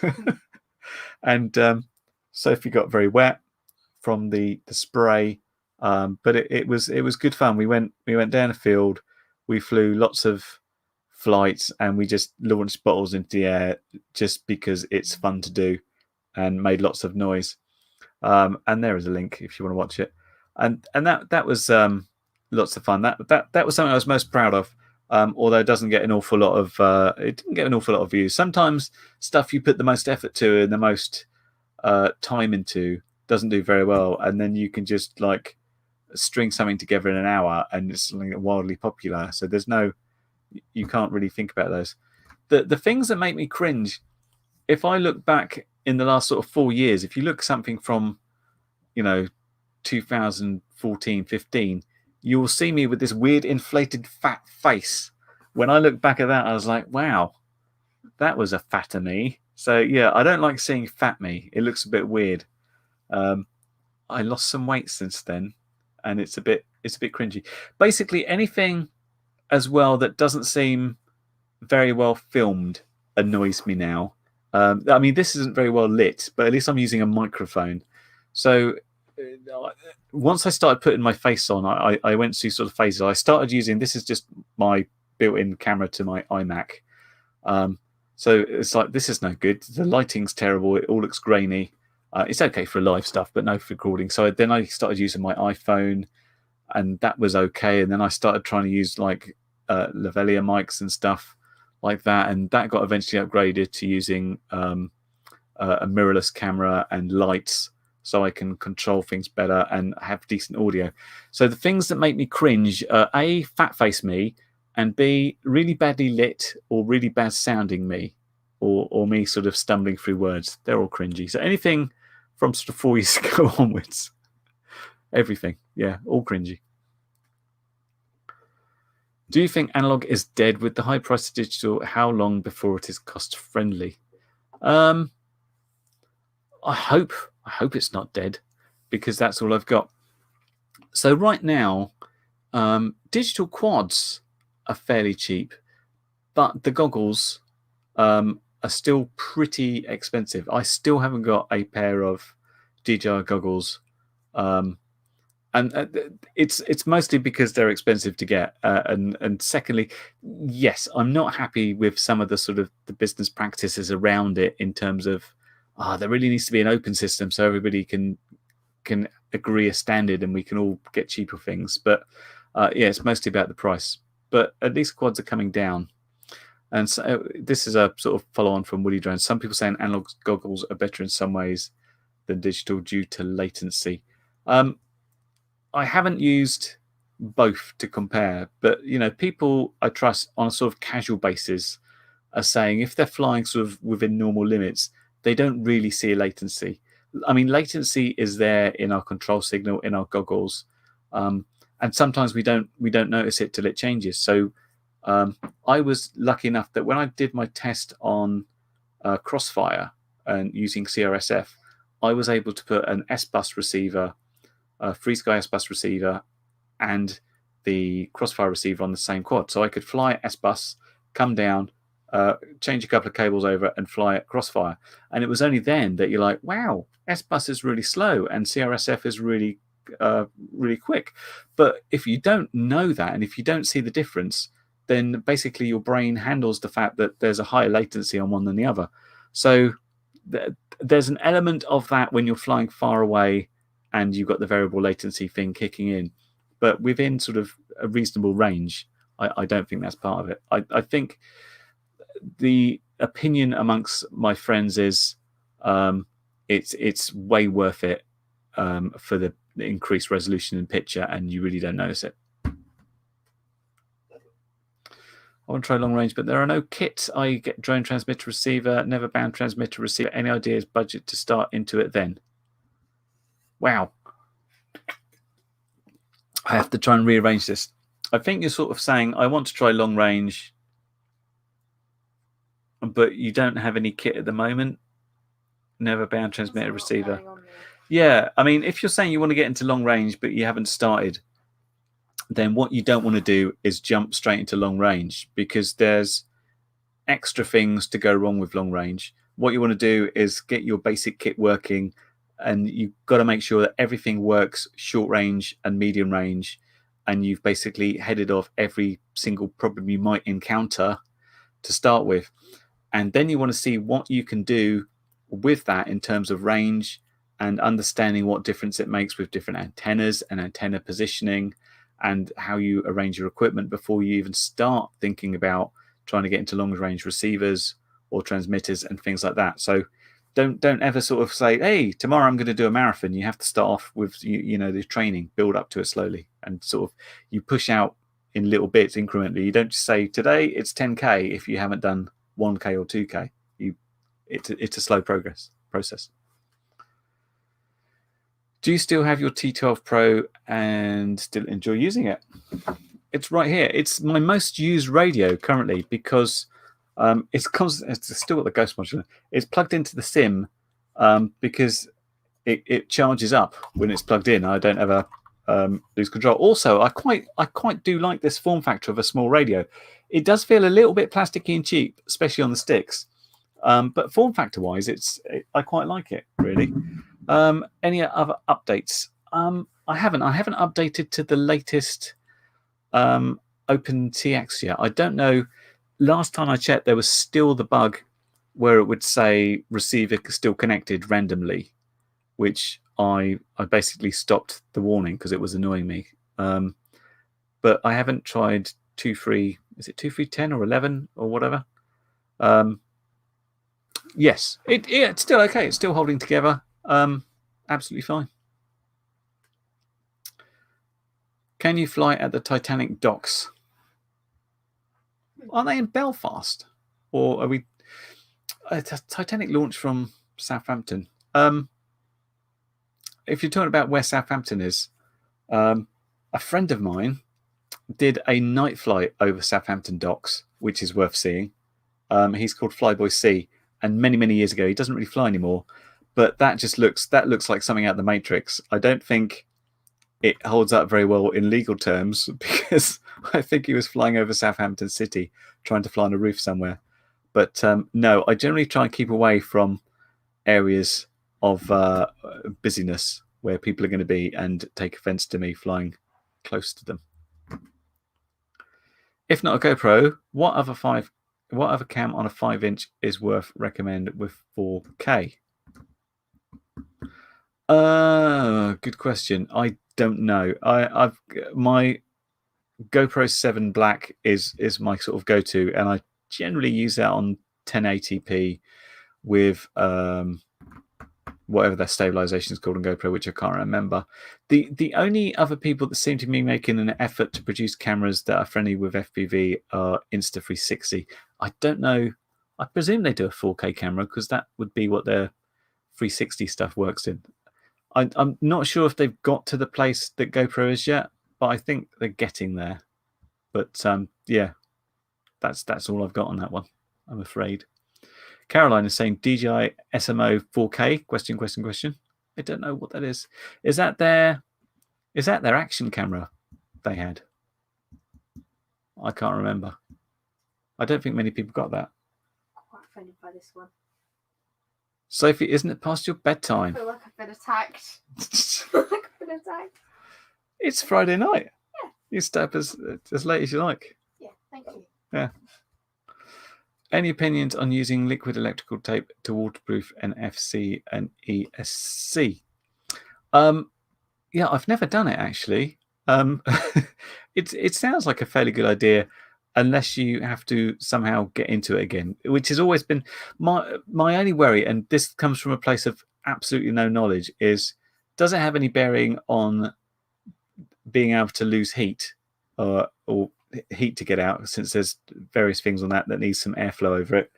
And are you ever going to have the situation where you might need to get into something to repair something and you don't? But yeah, it seems pretty good.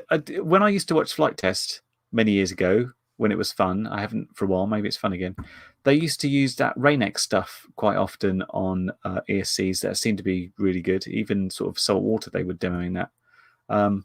So no, I haven't done it myself, and I have flown in wet fields a lot of times. So you'd think I did, but I generally like, oh, it's got wet and it's shorting. It's like blowing it. Let's leave it over there and fly another quad for 5 minutes and come back to it. But no, I haven't done it, but it sounds like a reasonable idea if you can answer the questions about is heating and stuff okay. Sorry, Insta Esmo. Oh, this is the naked one. Yeah, they look quite good. Did it do 4K? But it didn't seem to have the stabilization feature, did it? Only weighs 30 grams. Yeah, I remember Andy. I think Andy had one, Andy RC. But it had a bit of a gel on it. So they haven't got the in-camera stabilization feature that GoPro has currently, but perhaps they can do something about it. I was quite excited to see them working with Beta FPV because GoPro seems to be directly sort of going away from drones. If you look at the GoPro 9, it's like a house brick in terms of the weight. I mean, it looks brilliant if you're like a vlogger and stuff, but putting on a quad, it's just too heavy. And the other really FPV friendly GoPro was, of course, the Session, which they discontinued. So it makes me think like they're not interested. And Insta360 as like, oh yeah, we're going to work with Beta FPV and come out with something. So if they can get to the same point in the Hypersmooth or something similar that GoPro is, I think that could be really interesting. Wayne, did you hear about the idiot that tried to fly a 3-meter long quadcopter and lost control? The remote kill switch will also fail. See latest videos from Air Investigation Branch. Is this the Goodwood thing? As we were just talking about this on our LDO chat. This is I've forgotten the name of the company now. But basically, these are the guys that want to set up a manned drone racing league and try to demo. I think this is what you're talking about, Red. Tried to demo this great big unmanned version of it at Goodwood. And the idea was they'd have multiple spotters with kill switches if anything went wrong, and it would just come down to the ground. It had an R9 in it. They showed us some pictures of what was in it, and the accident investigation report talked about the fact it was shoddily built and was made generally from hobby components, which is a bad idea for something that weighs that much. So it went up to 8,000 feet. It's basically in the Gatwick flight path at this point. Their fail-safe was set to hover instead of die, because presumably they were like, well, we don't want to crash our quad, we want it to come back. So yeah, they had something. They lost their radio control.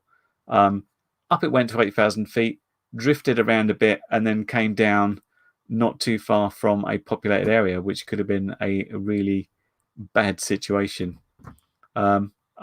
Presumably that's the one you're talking about, but yeah, that is really spoiling it for everybody. Yeah, it had an R9 in there. Should have gone to Crossfire.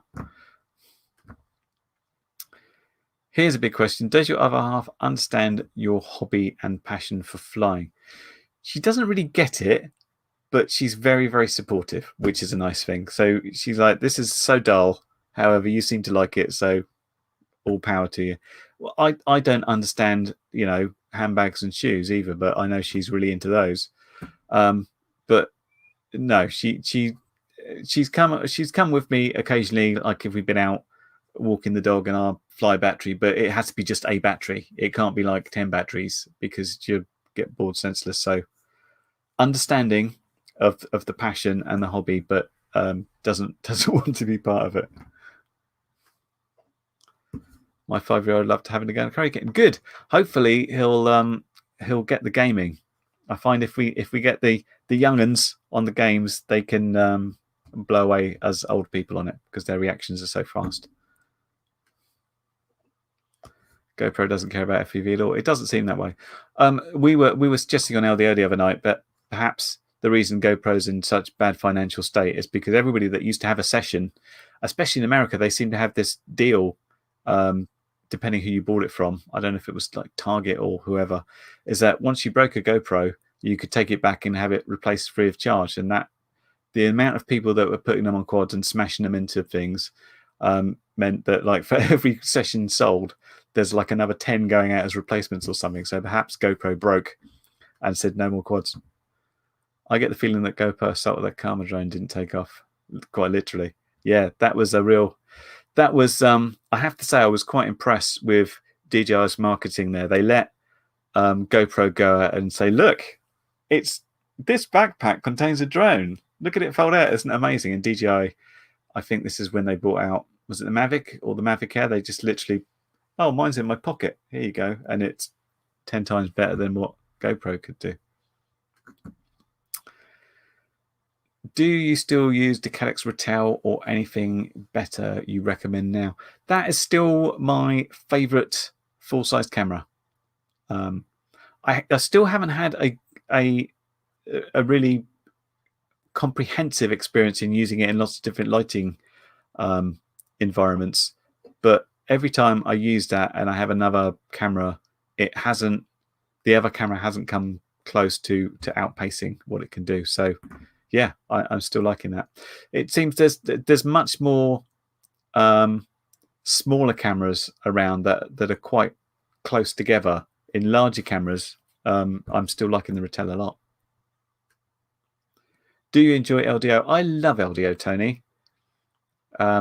Even when we've got nothing to talk to, it's great fun to hang out with you guys, even if we make fun of you because you're tiny and you believe the Earth is flat. Best Omni SMA antenna for goggles. I was thinking of Flight Albatross. I don't know what the Albatross is. Who makes the Albatross? I have been using the Menace RC packs for a while, and they are just performing really nicely at the moment. It's a combination, really. You need to have good components everywhere, and as long as I've got good components on the quad, and I really like the Rush FPV stuff. Their Cherry antennas are very good, and as are the VTXs. And I use a Menace patch and large Omni, and they seem to perform really, really well. I haven't tested that to, real range, sort of beyond 2K or so, but it seems good so far. But other than that, I haven't tested out many, I'm afraid. So I haven't got many comparison experiences in goggle antennas.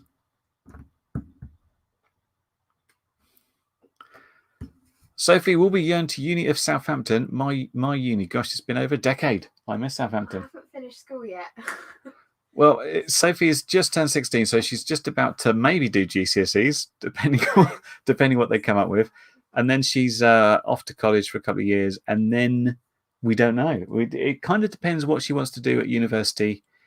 Southampton is a possible. It's a good one. It's not a bad one. Is it in the Russell Group? It's a Russell Group University, which is good. But at the moment, because she doesn't know what she wants to do completely as a career, you kind of need to know that, and then you can sort of work back onto your degree and whatever. So she's got a range of diverse subjects for A-levels, which opens up many possibilities for uni. By the way, if the drone flips over, you get stuck. Is the only way to fix this and quit out, go back in? Are we talking about in the sim, Hotemi? I presume we are, in which case there are two buttons you need to know about, both of which you can set up on your radio as switches. One is F for flip. So if you're upside down, you press F, the quad flips back over. The other is R, or reset. That flips the quad back over and puts you back on the landing mat. Both of those you can set up as switches on your radio, or even if you're using like a game controller, you can put those as button presses. You can set it up through the advanced section in the radio. That's unless you're playing a even if you're on a really early version of the sim, they still had that. So check that out. Let me know if that doesn't work for you. Do you ever just fly for fun anymore? Is it all just work now? Are you still enjoying this? Wouldn't do it if I wasn't enjoying it. Oh, Sophie, I can see your hand. You're in shot. No. Yes, so it's all fun. So what will happen if I go?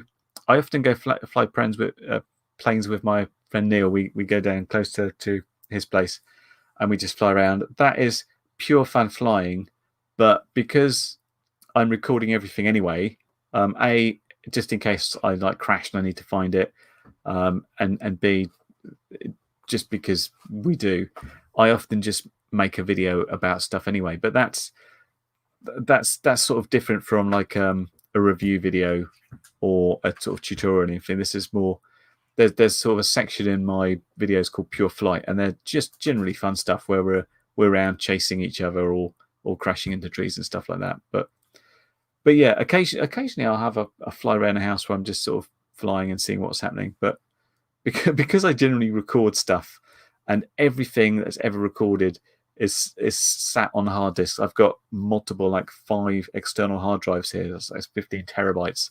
So everything that gets recorded gets onto a disk, and then I can just refer to it sometimes. So even stuff that's fun fly sometimes gets into videos just to demonstrate stuff.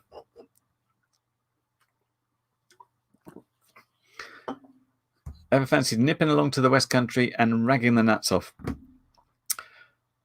No, it's really. Is that sort of Bristol way? Bristol. Yes. I always try and go places. Some of the holiday flying I have done has sort of been fun. I find like in England, I can get away with taking stuff with me and messing around with it. So there are a couple of fun videos I did whilst in England. One of it's in Wales when I've got my wing, and another one over towards where were we? Cotswolds, or wherever Mam Tor is, that mountain up there. So yeah, anytime I can get away, and we have a caravan, so my wife's always keen on trying to get away for like long weekends, doing the odd bit in the UK. Obviously not in the last year, but yeah, if we can, we're always trying to find new places to go. And if I always try and take something with me that I can fly, because she will put up with me for some reason flying in England more than flying like in America. I think perhaps she thinks I might get shot or something there. So yes, hopefully, as soon as we can travel, rag the butts off. There's some back here is like a channel. What's that? I don't know. Yeah, Rag the Nuts Off is a channel with what's his name? I forgot his name again. I kept inviting him to come on LDO, but he keeps telling me he goes to bed too early and he can't make it that late at 8 p.m. Yeah, he's Bristol way. Right. Thank you so much. Another thing, in some areas the collision is faulty. There are some places, if you try hard enough, you can force the quad through the floor or through a wall of something. Yeah, if you try really hard to break it, it will break.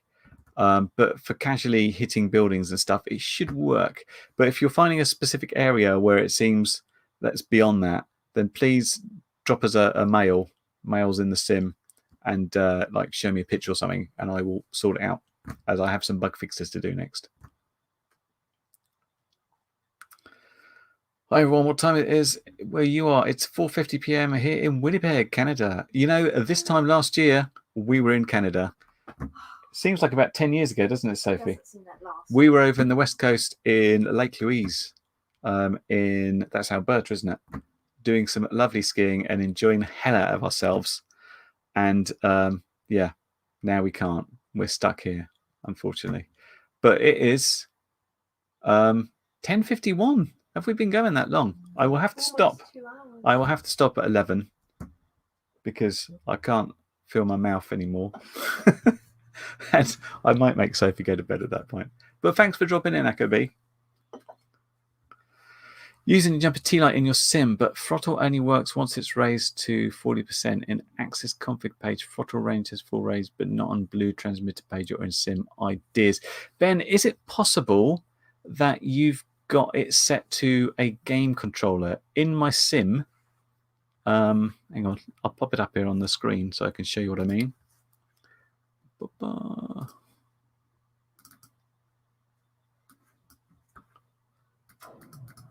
that. Let's do a share screen. Oh, hang on, I need to stop that screen. Then share application window, this window. Right. Let's add this. Right. In the radio setup over here, if you're on gamepad, as this is, that's sort of set for if you're using something like a PlayStation controller, so it's sprung in the middle, so I only want it working from the middle to the outside. If you're in that would explain why it's only working above that. If you make sure it's on radio, then I have the full range. So can you check if that's the case? And if not, it might be something else that we can have a look at. Is there a link for the simulator? There's 2 links for the simulator, depending if you want to give me money or not. Hang on. Can we get sim?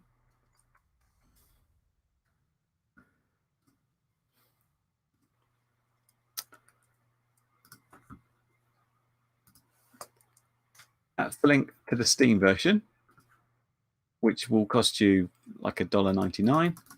There is also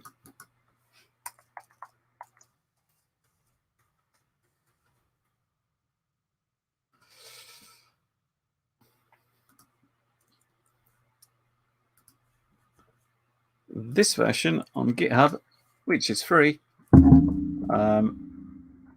but it won't update automatically. Is the only downside there. Awesome. Didn't know ski scanners. Ace, love the ski in there. Us too. Do you chat with other YouTubers like Painless360, Pavel, and Joshua? It was Matt. It was indeed Matt. Yeah, I like Matt. He does want to hang out with us. So people I talk to semi-regularly, Painless 360, who, what do you like to call him, Soph? Pointless or painful. Sophie calls him Pointless 360 or Painful 360. So there's it wrong. yeah, I give him a call occasionally, or he calls me and we chat about stuff. Ditto with Andy RC. So Pavel and Josh, we've talked to via the show. I've exchanged a few emails about Pavel when I was trying to sort stuff out with INAV. Weirdly, Josh, I don't sort of chat to. I think he's mentioned me on his channel a couple of times because we've managed to hit. We had this video where we did almost the same video, and mine came out like an hour ahead of his, and everybody accused him of copying my video, which of course he didn't because he was uploading it at the time. But weirdly, Joshua is a patron of mine, which is very nice of him because he mentioned on the show about I like to support smaller channels. So I'm like, I'm a smaller channel, support me. So I kind of accidentally forced him into supporting me. But no, I don't chat to him. But some of the other guys in the UK, like Lee and Andy, I certainly do. It's good because they're kind of the only people that are sort of around me locally doing sort of the same stuff that I'm doing. So it's really nice to get their sort of input on things like that. Got to say, thanks for LiveStream. I love having access to chat with you. I want everybody on to think about being a patron. Your content has been worth my monthly donation. Wise words from Echo BFPV, everybody. Make sure you can. Yeah, I really do appreciate the Patreon people. They go somewhat above and beyond for making this stuff happen. Can't thank them enough, really. They are the rock stars, I keep telling them. And they never ask enough from me. I keep constantly saying, am I doing enough for you? You guys are very quiet. You're not asking me anything. Do you want some stuff? But yeah, if you can be a patron and you want to support me, become a patron. If not, just keep watching the videos. Keep liking and subscribing. Click on the bell icon. That sort of stuff. It all helps. You're saying, in my experience, the only one worth the betaflight is the only one that work with betaflight like radio too. They should all work. All the sims out there use the same kind of method in terms of how a radio works. Basically, the radio presents itself to the operating system as a joystick, and all the application does is say, where is the joystick? And it should work from there. And, you know, a lot of them are written in the same framework. So I use the Unity engine, so does Velocidrone, so does Freerider. I don't know what Liftoff use. Looking at it, it probably uses Unreal, but I don't know.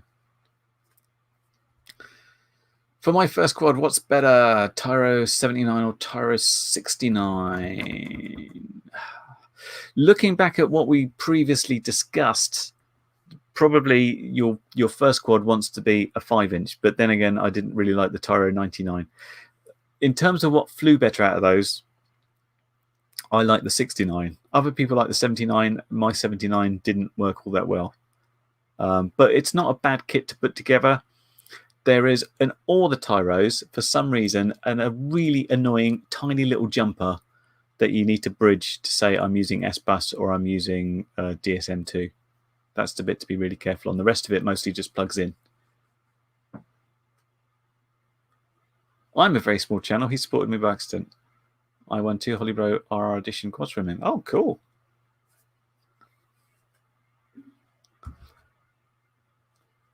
First YouTuber I watched when I started 2018 FP. Yay for me. Well done. I hope you've branched out more since then. There's more than me. Some people are making really good stuff.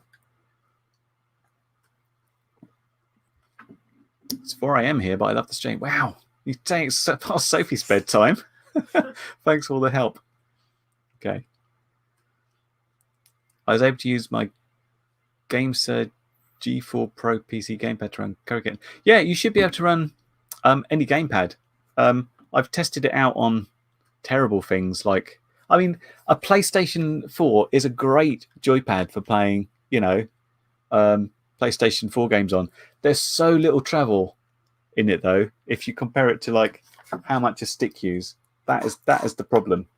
But I try and play everything to make sure I can still play on these, and I've set stuff up that if you really desperately have to play on there, there are some little pre-rates that say this is for a gamepad, so it will work. Hello, I was using your sim and I'm trouble collecting to the Light Radio 2 to sim. Any tips or suggestions? It should work out of the box. The main thing to do is turn it on first, wait until the light goes to blue, I think it's blue, and then plug in the USB. It should then be recognized and you should be able to move it around. Again, if you're having problems, just drop me a mail on the sim address and I can look at it in more detail. Right, it's 11 o'clock, Sophie. Do you want to take one or two more and we'll round it up? Yeah, this one's a interesting one. How much curry is required to construct your own DIY curry kitten? At least one kitten tikka masala. That's the best I can do. I don't know. Controller next. I don't know what that means. Calgary. Hi from Calgary. Glad you like Lake Louise. If I'm not skiing, I fly my Tiny Hawks and Mod Bliss 6 when it's too cold outside. We did like Lake Louise. I actually say I think our favourite place out there is Sun Peaks, which is a bit away from Alberta. I think that's back in BC. But I have to say, not just because it's you, Robert, I find Canadians some of the genuinely friendliest people in the world. I love visiting Canada, especially over the West Coast. Beautiful country. Everyone's got an exciting bear story to talk about, and everybody's super friendly. Love it. Anyway, I'm going to wrap it up there, guys. Thanks for joining me. I hope you enjoyed the this impromptu live stream. Thanks so much for subscribing, coming along, commenting, doing everything. I'll try and do some more in the future. Oh, God, my voice is killing me. I've been talking a long time.